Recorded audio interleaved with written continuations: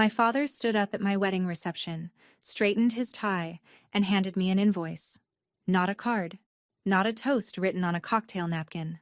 An invoice, printed on Andrew's hardware letterhead, the same paper he used to bill customers for drill bits and drywall screws. He walked it over to the head table like a process server at a dinner party, laid it in front of me between the champagne flute and the buttercream cake, and said, "It's time we settled up, sweetheart." 140 guests went silent. My new husband's hand found my knee under the tablecloth. I looked down at the total. $240,000, the cost of raising me, itemized and due in full. But here's what none of them knew. I had an envelope too. Welcome back to Calm Drama Stories. I'm Hannah, and I'm 32 years old. This is the story of the night my parents tried to turn my wedding into a collection agency. If you've ever had someone put a price tag on your love, if you've ever been told you owe a debt you never agreed to, this one's going to hit home. Drop a comment and be sure to subscribe. I should start at the beginning. Christmas morning, 2004. I was 10. Most kids tore through wrapping paper without thinking twice. I wasn't most kids. My father sat in his recliner with a yellow legal pad and a calculator, and as my sister Megan and I opened each gift, he read the price out loud. Barbie Dream House, $42, art set, $18, bicycle, $109. When we finished, he added it up, tapped the calculator twice, and announced to the room, $347 worth of Christmas. My mother, Denise, nodded like he'd just read the weather report. Megan was 7. She didn't understand. I did. I understood that the bicycle wasn't a gift. It was a line item. That was the year I stopped asking for things. The next summer, I wanted to go to band camp. Flute. I'd been practicing for months, borrowed a school instrument, taught myself from YouTube videos before YouTube was even good. My father pulled out the brochure, circled the tuition, and stuck it on the fridge with a magnet. $600 we'll never see again, he said. He let me go, but the number stayed on the fridge for 2 years, curling at the edges, yellowing in the sun, like a warrant nobody bothered to serve. My mother kept a spiral notebook in the kitchen drawer. Blue cover, college ruled. I found it once when I was looking for a pen. Each page had a name at the top. Mine. Megan's. Columns of numbers running down the margins. Dates, amounts, categories. She'd been tracking what we cost since we were born. I put the notebook back. I didn't say anything. I thought every family was like this. I thought love came with a receipt. Chillicothe, Ohio. Population 30,000, give or take. It's the kind of town where everyone knows your business and half of them have opinions about it. My father, Gary Andrews, owned Andrews Hardware on Main Street. 40 years in the same building, same creaking floors, same bell over the door. His father, Paul Andrews, opened it in 1962. Paul was a hard man. Raised 5 kids on hardware store wages during the 70s and 80s, and he never let any of them forget the cost. Nothing's free, Paul used to say, not even family. Gary was the youngest of 5. He was also the only one who stayed. His brothers scattered. Cincinnati, Indianapolis, Louisville. His sister Margaret moved to Dayton. Gary stayed because staying meant inheriting the store, and inheriting the store meant inheriting Paul's philosophy along with it. He married my mother when they were both 19. She was pregnant with me. Denise had been taking classes at the community college, early childhood education, if you can believe the irony, but she dropped out after the wedding. Never went back. They moved into a 3-bedroom ranch on Vine Street, 4 blocks from the store. The house had green shutters and a chain-link fence, and a garage so full of old inventory that nobody had parked a car in it since 1998. That was the world I grew up in. A world where generosity was a myth, and every dollar had a memory attached to it. My father didn't hug us goodnight. He calculated our overhead. And my mother, who might have been different in another life, who might have been the kind of mother who baked cookies without mentioning the cost of butter, became his bookkeeper instead. Not for the store, for us. The summer before my senior year, my father called a family meeting. This was unusual. Family meetings in the Andrews house meant someone was in trouble or someone needed money, and those were often the same thing. He sat at the kitchen table with a manila folder. Inside was a single sheet of paper, typed on Andrew's hardware letterhead. He called it the Family Investment Agreement. I read it twice. The language was clumsy. My father never went to college, but the meaning was clear. It stated that Gary and Denise Andrews had invested significant financial resources in the upbringing of Hannah Marie Andrews, and that upon achieving financial independence, Hannah would make reasonable efforts to repay the family investment. There was a signature line at the bottom. 2, actually. 1 for him, 1 for me. "It's just a formality," he said. "So we're all on the same page." My mother stood at the counter, drying a dish that was already dry. She didn't look at me. I was 17. I needed help with the gap between my scholarship and tuition. Refusing meant no help. Not that the help would be much, maybe $2,000. But it was the principle. Or rather, it was the threat. I signed it. I knew even then it wasn't legally binding. A minor, under duress, signing a contract with no specific terms and no consideration. It wouldn't survive 5 minutes in court. But I signed it because fighting cost more than agreeing, and I'd learned that math early. What I remember most isn't the document. It's Megan. She was 14, standing in the hallway, half hidden behind the door frame, watching. She didn't say anything, but the look on her face wasn't sympathy. It was something closer to inventory, like she was taking notes. I got into Ohio State. Full ride for tuition, but room and board were on me. I worked 2 jobs, barista at a campus coffee shop from 5 to 9 in the morning, data entry at an insurance office 3 evenings a week. I ate a lot of ramen. I studied in the library because my apartment was too cold in winter and too hot in summer. I graduated with a 3.8 GPA and sat for the CPA exam the month after commencement. Passed it on the first try. My father's reaction: "Well, that's one investment that paid off." No congratulations, no card. Just a return on investment assessment delivered over the phone while he was stocking shelves. My first real job was at a mid-size firm in Columbus. Salary: $58,000. Not rich, but real. Steady. The kind of money that meant I could breathe. 3 months in, my father called. His truck had thrown a rod. He needed a new transmission. Could I help? I sent $500 that afternoon. Didn't think twice. He was my dad. His truck was how he got to work. That was September 2019. By November, there was another call. The store needed a new water heater. By January, Megan needed textbook money. By March, the property tax bill was overdue. I sent money every time. Direct deposit, no questions. After the second year, I started keeping a spreadsheet. Not because I was angry, because I'm a CPA. Tracking money is what I do. It was a professional habit, nothing more. I created a file called Family Transfers. Columns, date, amount, purpose, payment method, running total. At the time, I thought I was just being organized. I didn't know I was building evidence. Year 3, my father called about the store roof. $14,200. He didn't ask. He presented it like weather. Inevitable, impersonal, already decided. The contractor says it has to be done before winter. You know I can't float that. I moved money from my savings into his account that Friday. He said, "That's what family does." He did not say thank you.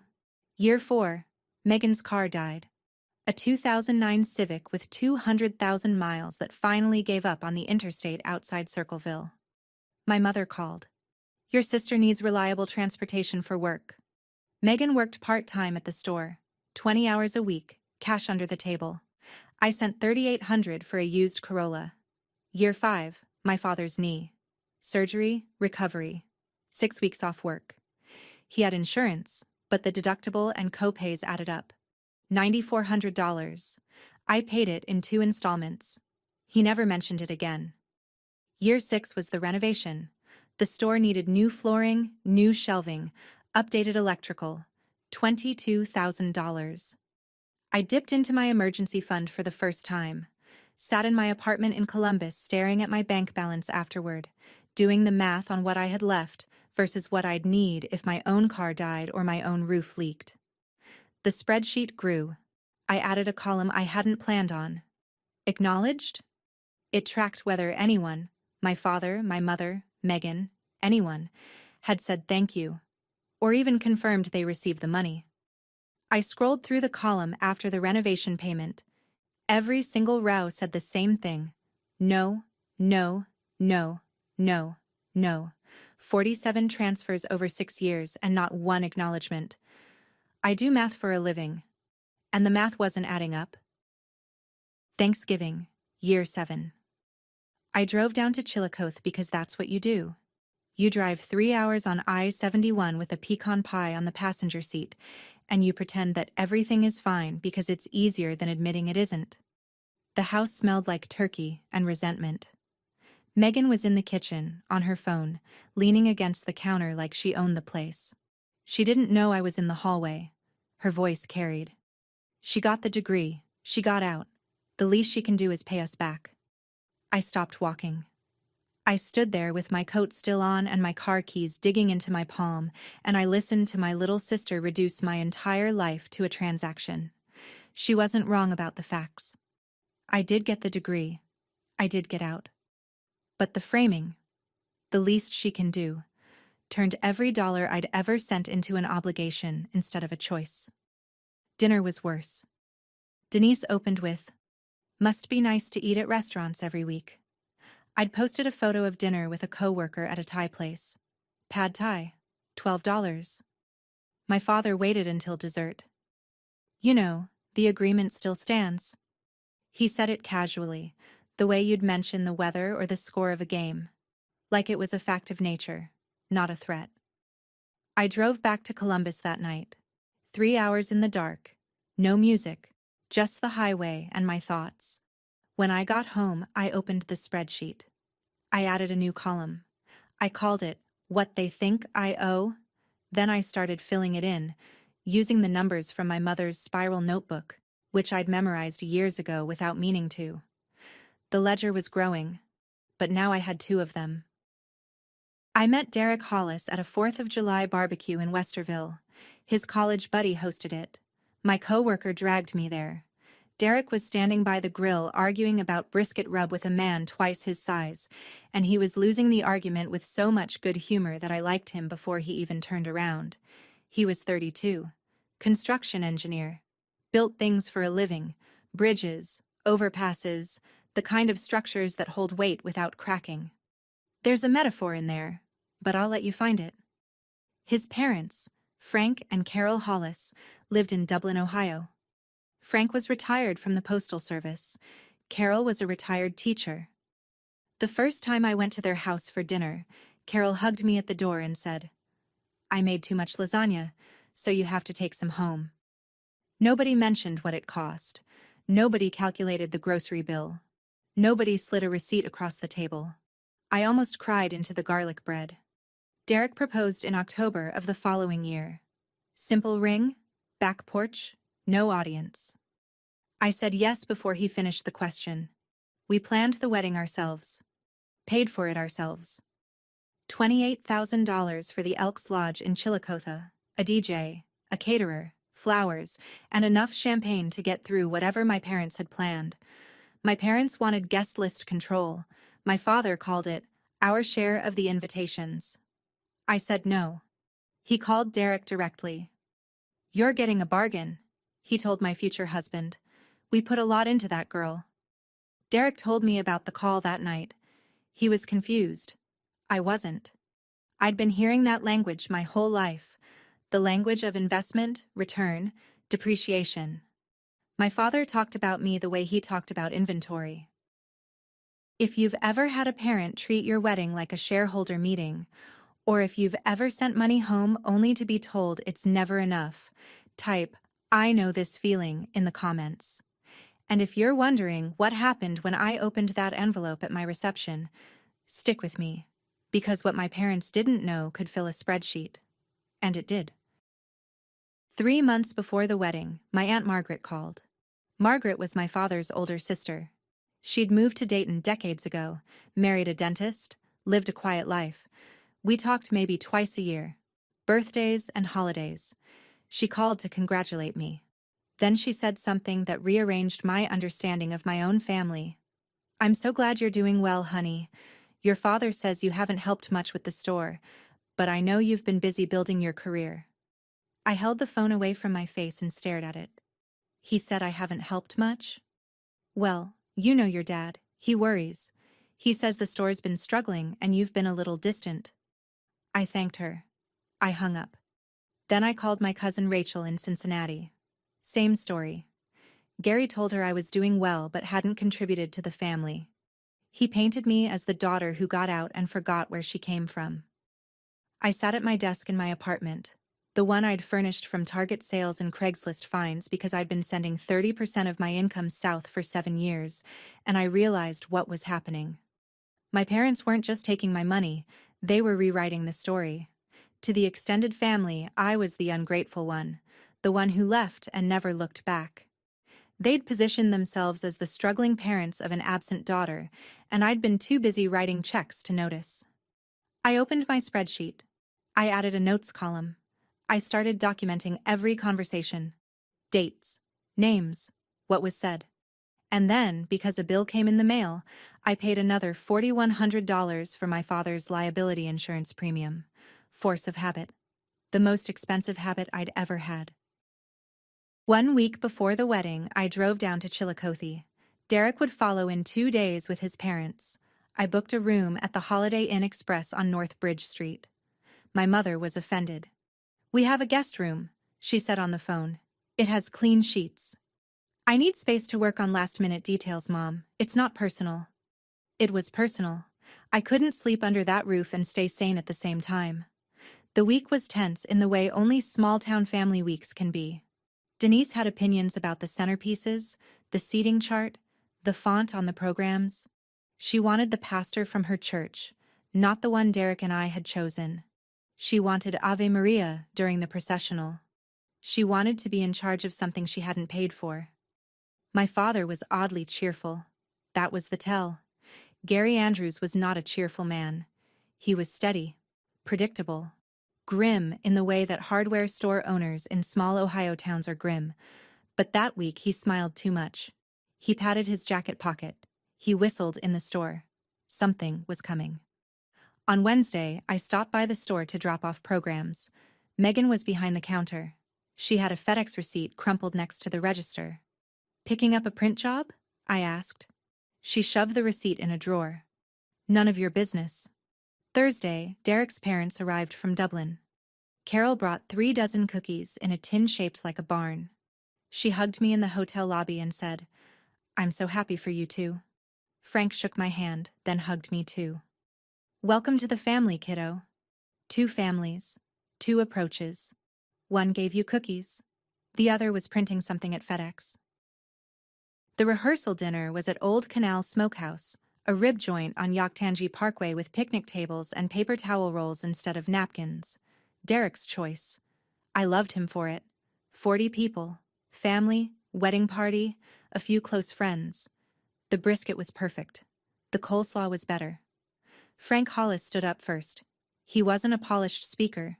He held a Bud Light in one hand and a napkin in the other, and he said, "Derek, you found a good one.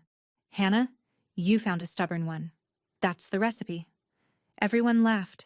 Carol dabbed her eyes. It was simple and warm and exactly right. Then my father stood up. The room shifted. Not visibly. It was more like a barometric change, the way the air gets heavy before a storm. Gary buttoned his jacket. He cleared his throat. "Raising Hannah was the greatest investment Denise and I ever made," he said. The word landed like a stone in a pond. Investment, not joy, not privilege, not blessing. Investment. He kept going. "Some investments take decades to mature. You put in the capital, you do the work, you wait. And when they finally pay off, well." He paused, looked at Denise, looked at me. When they do, it's time to collect. He winked. Denise smiled. Megan raised her glass.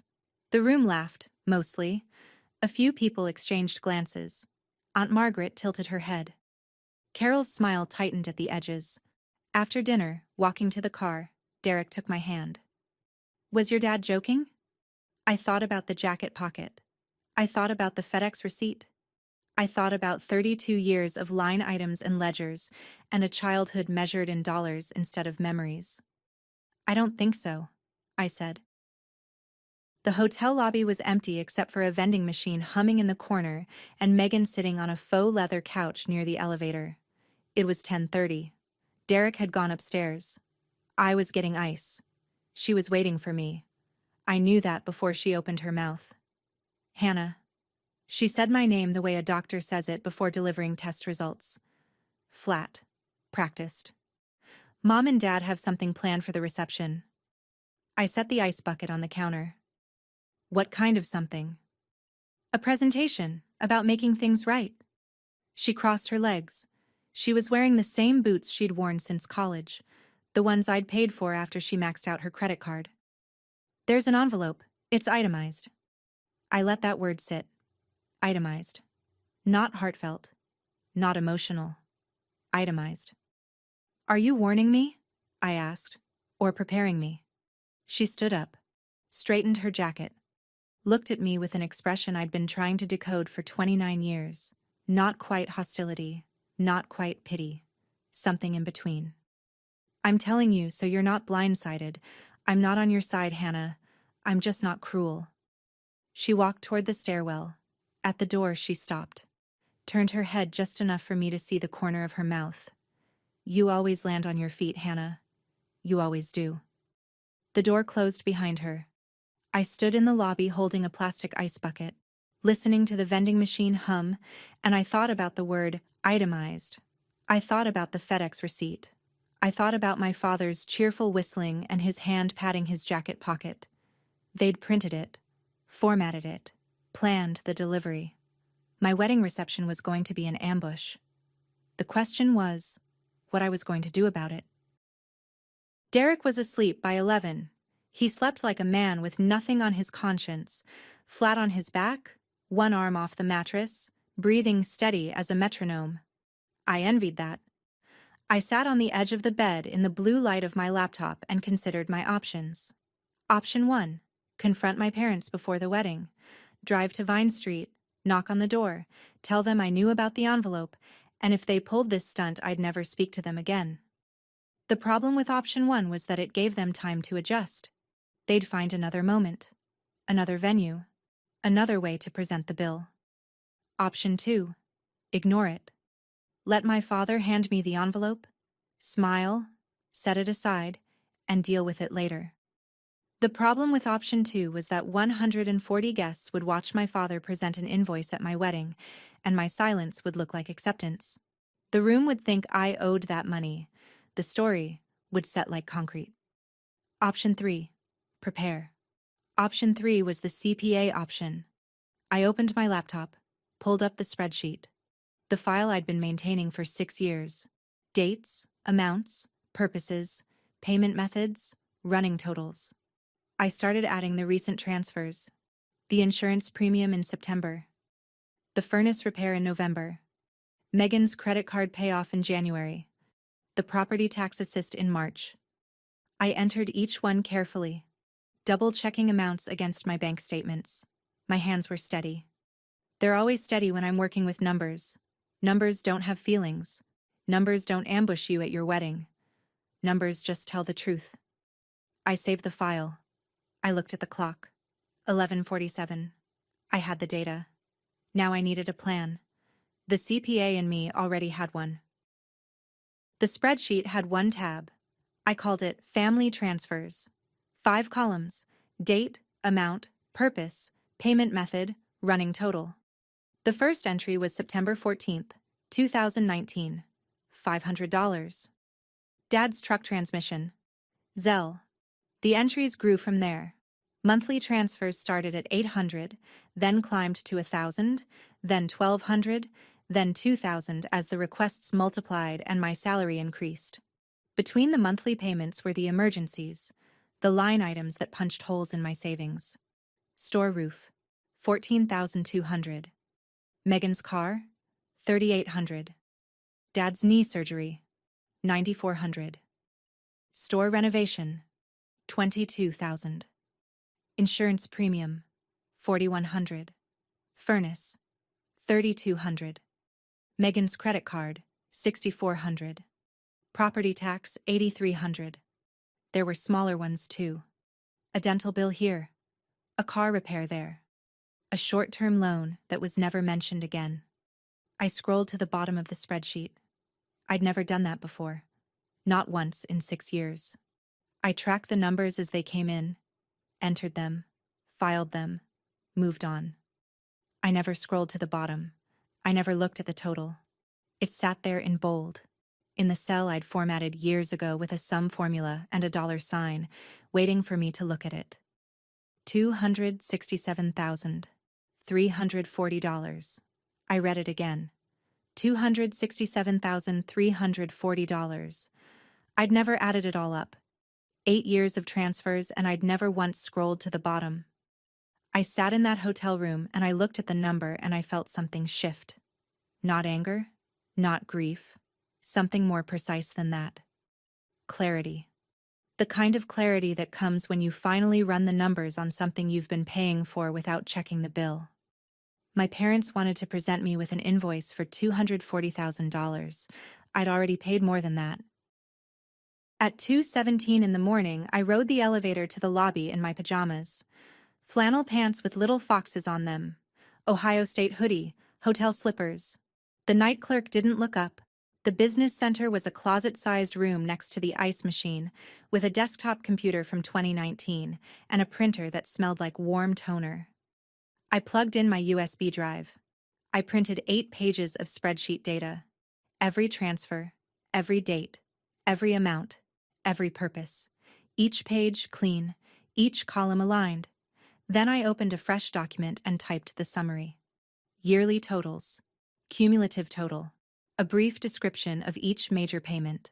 Clear, factual, unemotional. The language of accounting, not accusation. Then the cover page. I centered the text. I chose a professional font. I typed it in bold. Invoice. Services rendered to Gary and Denise Andrews, January 2019 to June 2026. Prepared by Hannah Andrews, CPA. I printed it all. 10 pages total, including the cover and summary. I stapled them in order. I slid them into one of the hotel's complimentary envelopes, the kind they leave at the front desk for forgotten receipts and checkout bills. White, unmarked, ordinary. I sealed it. I held it in my hands. It weighed almost nothing. 10 pages of paper, a few ounces of toner, a staple. But it contained 8 years of transfers that my family had never acknowledged, presented in a format that no one could argue with. I hoped I wouldn't need it. I genuinely, sincerely hoped my father would give his toast, sit down, and let the evening be about the wedding. I hoped Megan was wrong. I hoped the envelope in his jacket was a card. I fell asleep at 3:40 a.m. with the envelope on the nightstand, right next to my rings. Wedding morning. October in southern Ohio, the kind of day that starts cold and burns off into something golden by noon. I woke at 7, showered, ate half a granola bar, and drove to Tina's hotel room for hair and makeup. Tina Marsh was my maid of honor. We'd been friends since freshman orientation at Ohio State. She was the one who lent me a textbook when I couldn't afford it. The one who never asked why I sent money home every month, but always noticed when I was quiet afterward. She was the kind of friend who held your secrets without ever making you feel like they were heavy. She saw the envelope on my bag. What's that? Insurance policy. She didn't push. That was Tina. I put on my dress. A-line, off the shoulder, ivory. $1,800. I'd paid for it myself, and somewhere in my father's records it was probably already a line item, proof of my spending habits, evidence that I could afford to pay his bill. I looked at myself in the mirror and thought about the girl who wasn't allowed to ask for things at Christmas, The girl who ate reduced-price lunch and wore hand-me-downs until she was 14. The girl who signed a contract at 17 because refusing cost more than agreeing. That girl was getting married today. And she was ready. I handed Tina the envelope. If I ask for this during the reception, hand it to me. No questions. Tina took it. She looked at my face for a long time. She was a nurse. She read people the way I read balance sheets, quickly and accurately. Whatever she saw, she didn't argue. No questions, she said. She tucked it into her clutch and zipped it shut. I picked up my bouquet. White peonies. I was ready. Chillicothe Community Church. White clapboard, built in 1887. Stained glass windows that threw colored light across the pews like confetti nobody had to clean up. 140 guests. Both families, friends, co-workers. A handful of my father's hardware store regulars who'd known me since I was stocking shelves at 12. The organ played.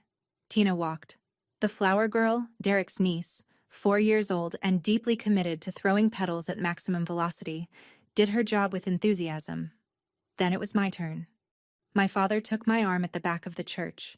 For a moment, just a moment, I let myself feel it. The weight of his hand, the stiffness of his suit. The way he stood a little straighter, a little taller. The way fathers do when the music starts and everyone turns around. For one walk down one aisle, he was the father I wished he'd always been. Proud, present, not calculating. I could feel the stiffness in his jacket pocket. The envelope was there. But I didn't think about that. I thought about the colored light and the music, and Derek standing at the altar with wet eyes and a crooked tie. Derek's vows were simple. I promise to love you without conditions. I promise to never keep score. The church laughed. I didn't. I knew what those words cost. They cost everything to someone who grew up in a house where every kindness came with a receipt. My vows matched his.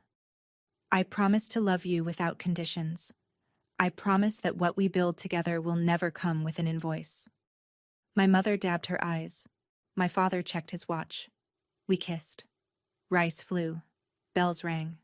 The photographer lined us up outside. Family photos. I smiled. My father smiled. His hand went to his jacket pocket, then back to his side. The Elks Lodge had been transformed. White tablecloths, candles in mason jars, string lights across the ceiling that made the whole room look like it was full of fireflies. The DJ played At Last by Etta James for our first dance. Derek held me close and whispered, "You okay?" I said, "Ask me in an hour." He didn't ask why, he just held me tighter. Toasts came after dinner. Kevin Park, Derek's best man, told a story about Derek building a bookshelf in college that collapsed 3 times before he admitted he'd read the instructions upside down. The room roared. Kevin raised his glass. To a man who never gives up, even when the furniture fights back. Tina stood next. She didn't tell a funny story. She talked about the night I called her after my father's knee surgery. The call wasn't about the money, she said. It was about the fact that he hadn't called to tell me the surgery went well. I'd found out from my mother 2 days later. Hannah gives, Tina said. That's who she is. She gives and gives and gives, and she never asks for a receipt. I saw my father shift in his chair. Then Frank Hollis stood. He wasn't on the toast list. He just stood up because he felt like it, which is the most Frank Hollis thing I can describe. "Hannah," he said. "Welcome home, sweetheart, that's it. That's the whole toast." Carol cried. Derek cried. I held it together because I had a job to do later and I needed my composure intact. The Andrews table was quiet. My mother straightened silverware. Megan scrolled her phone. My father sat with his arms crossed, one hand resting on the outside of his jacket pocket. Waiting. The DJ played. The cake was cut. And my father checked his watch again. The Hollises gave toasts about love. My parents were waiting to give a bill.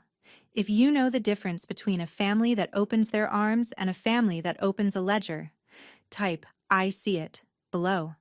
Because what happened next is the reason I'm telling this story, and it started when my father stood up, straightened his tie, and reached into his jacket. It happened between the cake and the bouquet toss. The DJ had just finished a set. The dance floor was clearing. People were refilling drinks, finding seats, catching their breath. That's when my father stood up. He didn't rush. Gary Andrews never rushed anything. He stood the way he stood behind the counter at the store. Deliberate, weighted, certain. He buttoned his jacket. He picked up a butter knife. He tapped it against his water glass 3 times. Ting, ting, ting. The room turned. "If I could have everyone's attention," he said. His voice was the voice he used for store announcements, the one that carried from the register to the back wall without effort. "I'd like to say a few words about my daughter." He started warm. He always started warm. "We're so proud of Hannah. Everything she's accomplished. The degree, the career, the life she's built." He paused. Let the warmth settle, then the pivot. "But nobody talks about the cost." Another pause. Longer this time. The room leaned in. "Raising a child isn't cheap. Denise and we sacrificed." He reached into his jacket pocket. Slowly. Like a magician who wanted you to see the trick coming. He pulled out a manila envelope. Not white. Not a card. Manila. Business-sized. He walked toward the head table. He walked the way a man walks when he believes he's owed something. Chin up, shoulders back. Righteous. "We've put together a family accounting," he said. "A record of what it cost to raise you, Hannah. And we think it's time to settle up." He laid the envelope in front of me. The room was silent. I looked at Derek. His jaw was tight. His hands were flat on the table. I put my hand on his arm. "I've got this," I said. I picked up the envelope. I opened it calmly, the way you open a tax return or a quarterly report. Not with emotion, with process. Inside was a single sheet of paper. Andrew's Hardware letterhead. The same letterhead from the family investment agreement I'd signed at 17. The same letterhead I'd grown up seeing on invoices for drill bits and 2x4s. Across the top, in bold, invoice, cost of raising Hannah Marie Andrews, 1994 to 2012. Below that, line items, hospital and delivery, $12,400. Formula and baby supplies, $8,600. Clothing, birth to 18, $24,000. Food, birth to 18, $52,000. Housing, child's share, $54,000. Utilities, child's share, $21,600. Health insurance, child's share, $33,000.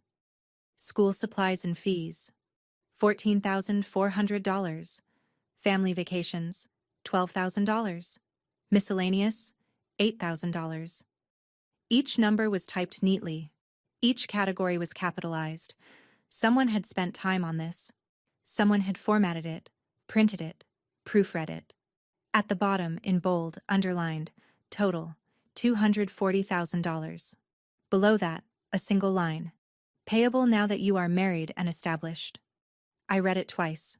The room was watching. 140 people holding their breath. My father stood at the end of the table with his arms folded, chin up, waiting for me to react. Denise sat in her chair with her hands folded in her lap, her face arranged into an expression meant to look dignified but landing somewhere closer to rehearsed. Megan was smiling. Not a warm smile, a satisfied one. The smile of someone who'd helped build this moment and wanted credit for the architecture. I set the invoice flat on the table. I smoothed it with my palm, the way I smooth financial statements before a client meeting. I took a sip of water. $240,000, I said. The cost of raising me, payable immediately. The room reacted the way rooms do when something breaks that wasn't supposed to break. Not with noise, with stillness. Then the whispers started. Carol Hollis covered her mouth with both hands. Frank put his arm around her. Derek started to stand. I felt his weight shift, felt the table move, felt his instinct to protect. I pressed my hand against his knee. Gentle but firm. The way you hold a door shut against wind. He understood. He sat back down. Aunt Margaret was staring at my father. Her face moved through 3 expressions in 5 seconds: confusion, comprehension, disgust. She'd driven 2 hours from Dayton. She'd bought us a KitchenAid mixer. She did not drive here to watch her brother hand his daughter a bill. Megan sat at the family table with her back straight and her chin lifted, watching me the way a chess player watches after a strong opening move. She was proud of this. She'd helped build this. The FedEx receipt, the formatting, the line items. This was her work too. My mother had the face of someone who'd practiced this moment in the mirror and was now realizing the mirror hadn't prepared her for the audience. She looked at the tablecloth. She looked at her hands. She did not look at me. And my father. My father stood at the end of the table with his arms folded like a contractor who'd just delivered a bid and was waiting for the client to sign. Certain. Unmovable. Right. I looked at the invoice one more time. I set it flat. I straightened it so the edges were parallel with the table. Then I folded my hands on top of it and looked up at my father. I was very calm. I am always calm when I am about to do math. Let's go through this, I said. Line by line. My father blinked. He wasn't expecting that. He was expecting tears, or silence, or maybe a quiet, "We'll discuss this later." He wasn't expecting an audit. Hospital and delivery. You've listed $12,400, but you had insurance through the store. Grandpa Paul's group plan. Out of pocket for a standard delivery in 1994 in Ross County was approximately $2,500. I didn't look at notes. I didn't need to. I'd run these numbers at 2 in the morning. Clothing, birth to 18, 24,000. I wore Megan's hand-me-downs until I was 14, at which point I started buying my own clothes with babysitting money. Realistic estimate, 6,000. The room was silent. Not the uncomfortable silence from before. A different kind. The silence of people doing math in their heads and realizing the numbers didn't work. Food. 52,000? I cooked for the family starting at 13. I was on the reduced price lunch program at school, which means the household qualified for federal assistance, which means your actual food cost was significantly less than what you've listed. I paused. Let it breathe. Health insurance, 33,000. You were on a subsidized marketplace plan after Grandpa's group plan ended. The actual increase for adding a dependent was roughly $140 a month. My father's arms unfolded. His hands went to his sides. His jaw was working, but no words were coming out. He'd built this moment as a power play. The father presenting the bill, the daughter accepting the debt. He hadn't prepared for the daughter to pull out a red pen. Family vacations, I continued, 12,000. We went to Myrtle Beach twice and Kings Island 3 times. I'm being generous if I say 5,000. I looked up. I'm not finished. Now, I said, since we're doing invoices. I turned in my chair, not to my father, to Tina. The envelope, please. Tina didn't hesitate. She reached into her clutch, pulled out the white hotel envelope, and handed it to me across the table. Smooth, clean, like we'd rehearsed it, though we hadn't. Tina was just that good. My father's face changed. Not all at once. It was like watching weather shift on a radar map, the colors sliding from confident green to uncertain yellow to something approaching red. His arms dropped. His posture loosened. For the first time all evening, Gary Andrews did not look like a man who was owed something. He looked like a man who realized the bill might go the other way. Denise leaned forward. "What is that?" she asked. Her voice was sharp. Not the voice of a mother, the voice of a co-defendant who just learned there was additional evidence. I opened the envelope. I pulled out the pages, 10 of them, stapled, clean, professional. I held up the cover page so the room could see it. Bold text, centered, formatted the way I formatted every document I'd ever prepared in my career. Invoice. Services rendered to Gary and Denise Andrews, January 2019 to June 2026. Prepared by Hannah Andrews, CPA. I let them read it. I gave the room 5 seconds. 5 seconds of silence while 140 people looked at the cover page and understood that the bride had come prepared. Then I set the pages down on the table, next to my father's invoice, and I straightened them both. 2 invoices, 2 versions of the same family. One calculated what I cost, the other documented what I'd paid. "Let me tell you what's in here," I said. I didn't address my parents. I addressed the room. This was deliberate. My father had made this public. He'd chosen the venue, he'd chosen the audience, so the audience was going to hear both sides. "For 8 years," I said, "I have been sending money to my parents, every month. Direct deposit. No conditions, no repayment terms, no interest." I paused. Let that land. 87 monthly transfers. Not one of them requested in writing. Every single one requested by phone, usually by my father, sometimes by my mother, occasionally by my sister on their behalf. I turned the page. In addition to the monthly transfers, I covered emergency expenses. Store roof, $14,200. My sister's replacement vehicle, $3,800. My father's knee surgery, $9,400. Store renovation, $22,000. Liability insurance, $4,100. Furnace replacement, $3,200. My sister's credit card debt, $6,400. Property tax shortfall, $8,300. I looked up from the page. I looked at Aunt Margaret. She was gripping the edge of the table. Her face had gone pale.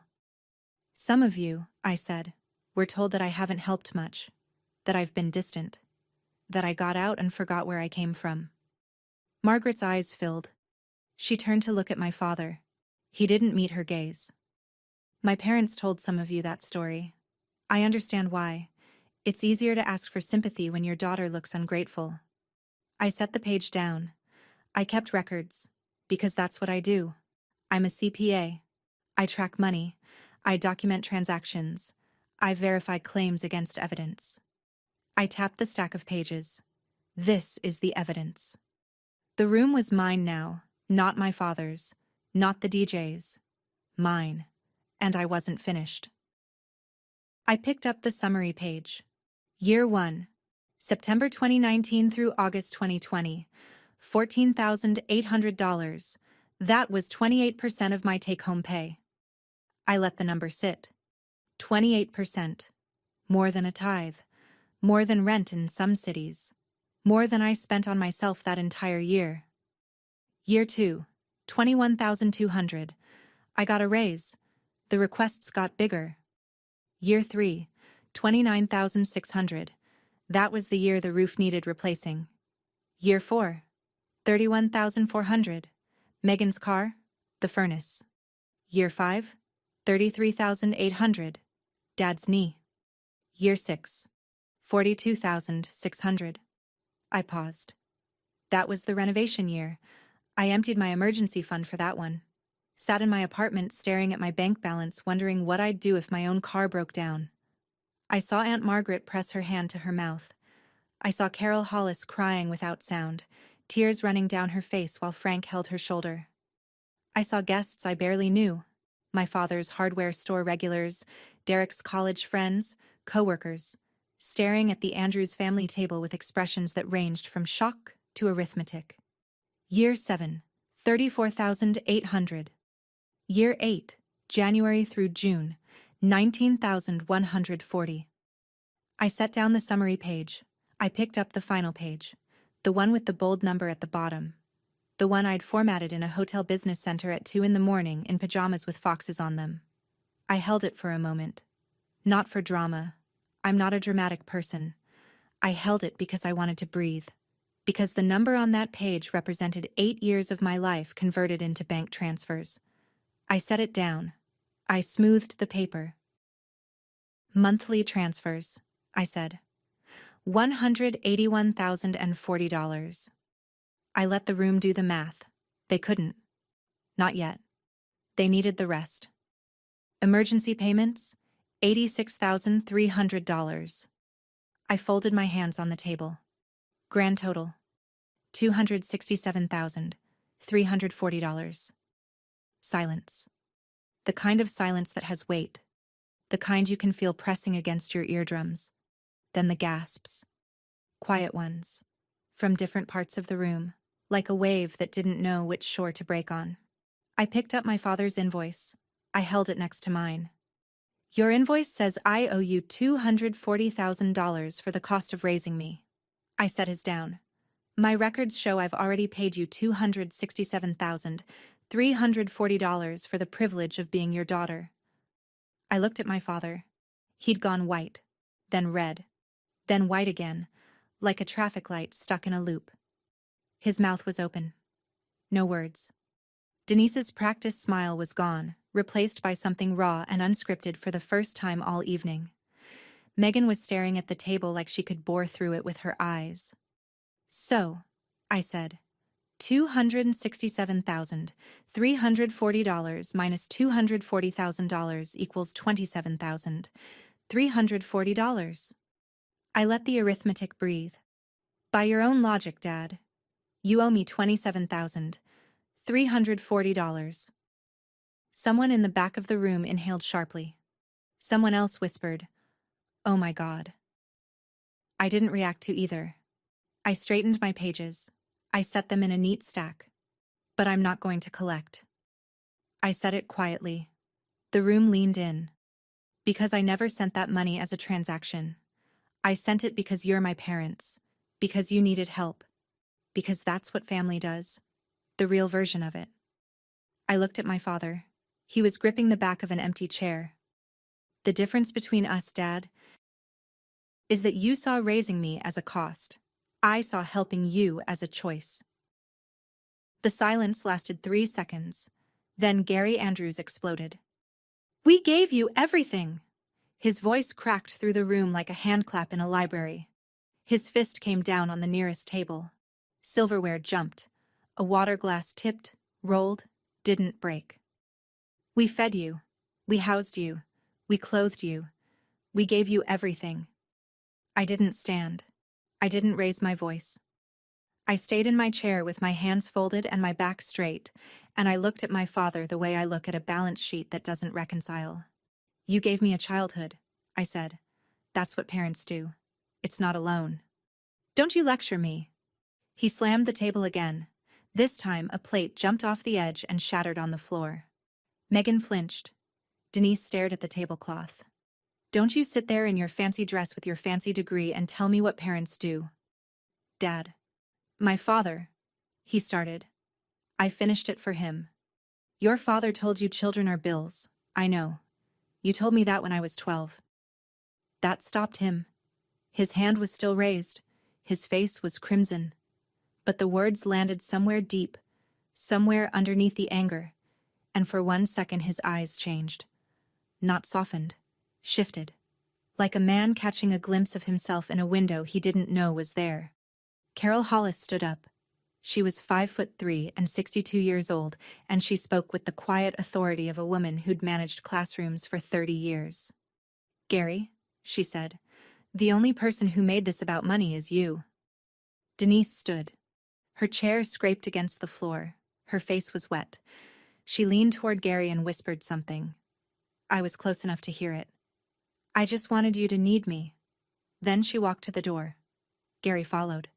Megan grabbed her purse and followed them both. The door closed. The room was still. I sat there for a moment, just breathing.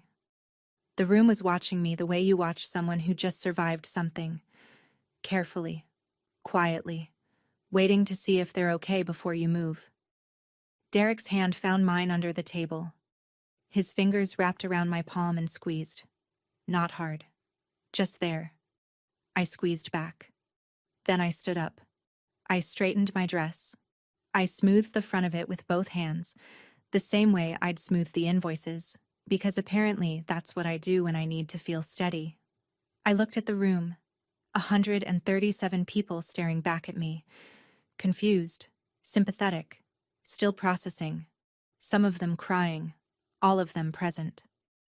I think we've had enough speeches, I said. A few people laughed. Nervous, grateful, relieved laughter. The kind that means thank God somebody said something. I turned to the DJ. a 20-something kid in a vest who'd been standing behind his laptop with his mouth open for the last 10 minutes. "Play something good," I said. He blinked. Then he grinned. "Yes, ma'am." 3 seconds later, the opening piano notes of Dancing Queen by ABBA filled the Elks Lodge like a permission slip.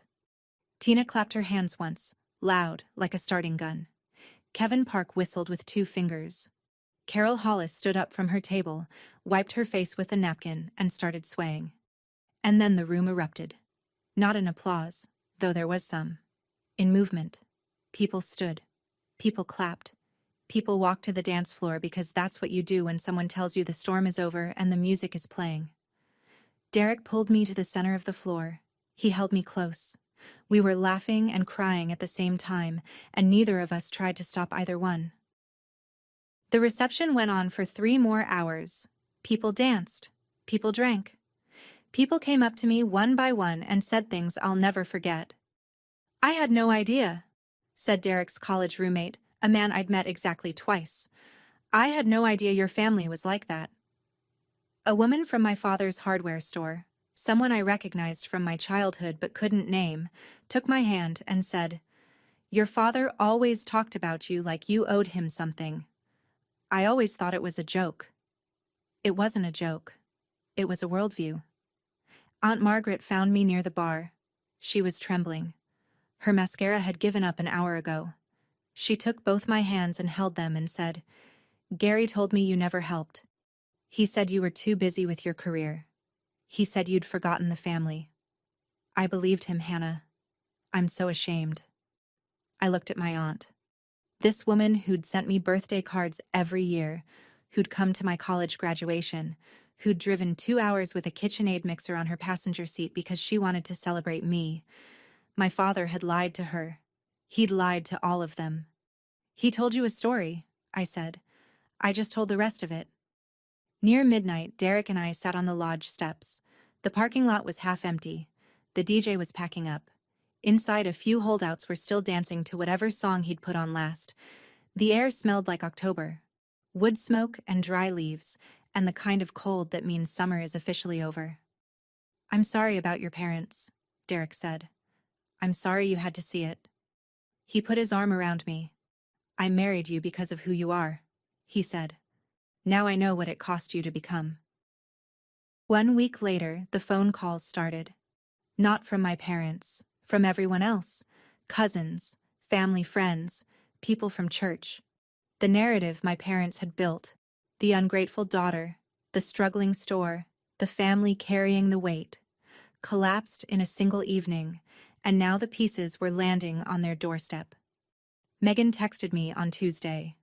"You humiliated them." I read it, set my phone down, and went back to work. There was nothing to say to that sentence that it didn't already answer for itself. Denise called on Thursday. She'd been crying. I could hear it in the spaces between her words, the way her breath hitched before each sentence. "You could have just said no, Hannah. You could have pulled us aside. You didn't have to do that in front of everyone. You could have not presented it at my wedding, Mom." Silence. Then she hung up. Gary emailed on Friday. An email, not a call. He couldn't face my voice, so he typed, "We expected better from you. Your mother is devastated. The family is talking. I hope you're satisfied." I read it once. I did not reply. On Saturday morning, I opened my banking app. I found the recurring transfer. $2,000 per month to Gary and Denise Andrews. Direct deposit. Every first of the month for 3 years running. I canceled it. I watched the confirmation screen for a long time. Then I opened a new recurring transfer. $500 per month. Not to my parents. To a 529 college savings plan. I didn't attach a name. There was no child yet. Just the plan. Just the account. Just the quiet decision to take the money I'd been pouring into a hole and put it somewhere it would grow instead of disappear. No ledger, no invoice, just in case. 3 weeks after the wedding, my father called. It was a Sunday morning. I was making pancakes. Derek was reading the paper. The phone buzzed on the counter and I saw the name and I let it ring 3 times before I picked up. "Hannah." His voice was different. Smaller. Not the voice from the store counter. Not the voice from the reception. The voice of a man who'd been getting phone calls from people who now knew the truth. "People are calling," he said. "About the money." "I know." "What are you telling them?" "Nothing, Dad. They're saying the truth. They're saying what my spreadsheet showed. I haven't called anyone. I haven't posted anything. I haven't had to."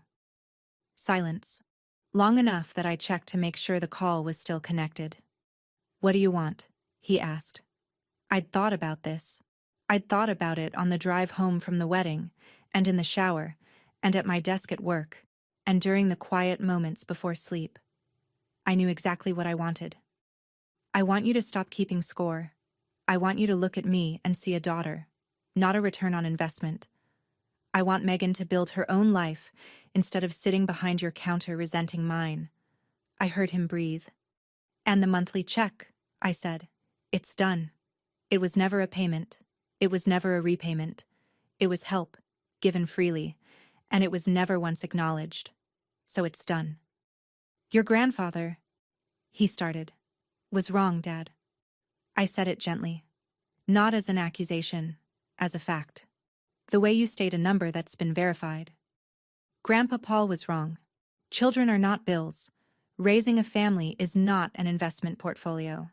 And the fact that he taught you otherwise is the saddest thing about this whole story."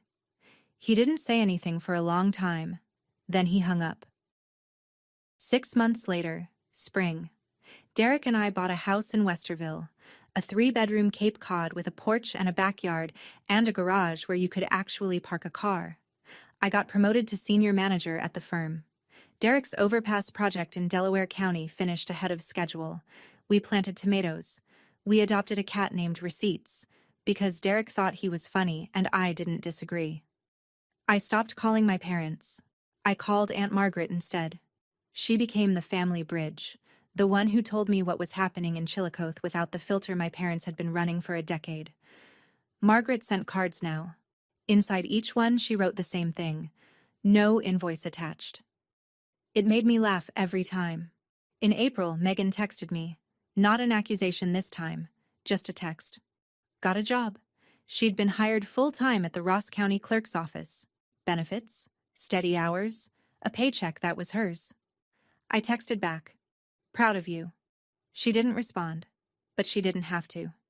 In May, my mother left a voicemail. I was in a meeting. I listened to it in the parking lot afterward, sitting in my car with the windows down. "Hannah, it's Mom. I just wanted to say, I was wrong. I was wrong about a lot of things. I don't expect you to call back. I just needed you to hear it." I saved the voicemail. I didn't call back. Not yet. But I saved it. My father hasn't called. The store is still open. Margaret says he works longer hours now, comes home quieter. Nobody asks me for money. The spreadsheet is still on my laptop. I never deleted it. Not because I need it, because some records are worth keeping.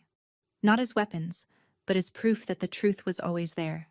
Some debts aren't paid in dollars. Some debts aren't debts at all. Love is not a ledger.